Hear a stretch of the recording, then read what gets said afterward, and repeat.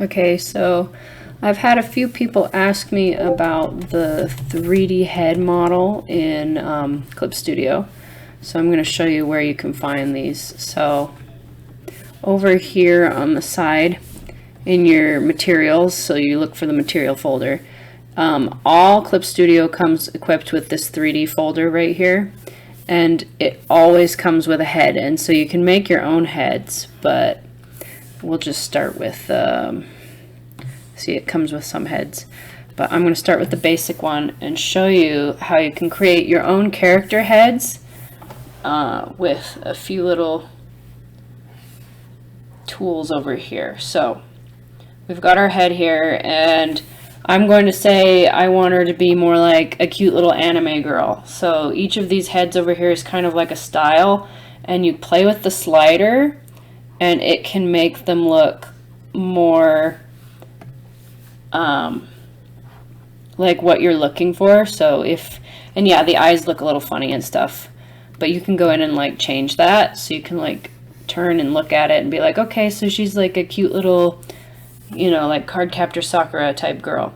But then you can come down here and you can adjust even further. So if you want her nose positioned in a different place, you can move that. Basically, it's a really like kind of comprehensive character creator, you know, like you would do in a video game, but you can change how your character is going to look specifically. Oh wow, she can look pretty crazy, but specifically to what you're looking for. Oh wow, that too. Okay, so some of them aren't so good, but like size, height, and then you can adjust like the slant.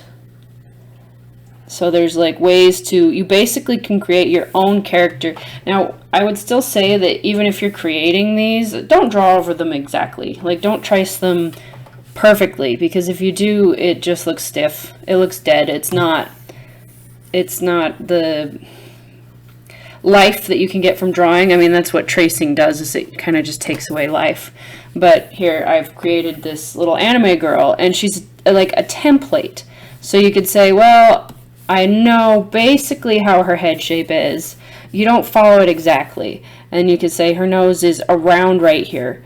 You don't have to follow it perfectly. And in doing that, you can still give her better life in your drawing, rather than just following everything exactly. But this can really help you with like when you're doing an angle that you don't normally draw. So like, I hate drawing when faces look like this, when you're looking straight up, or you want your character to be looking up. It can help guide you to do that more easily, and you can kind of be like, oh, well, I know what she's going to look like because I already have my base head shape.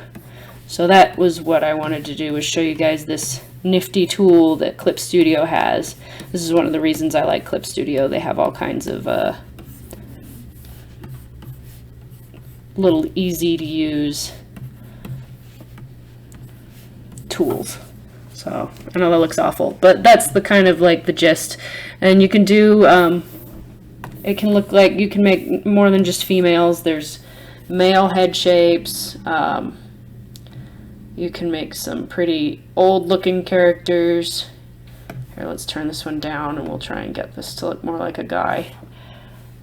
That looks bad because we've got, so some of them you don't want to mix. You have to turn other things down so that it will change and look better. Oh, and I made the eyes bigger, so it's going to look funny. But, you know, so you can really mess with this a lot and go in and get really specific with the kind of character you're creating for your story. So I just thought I'd share that.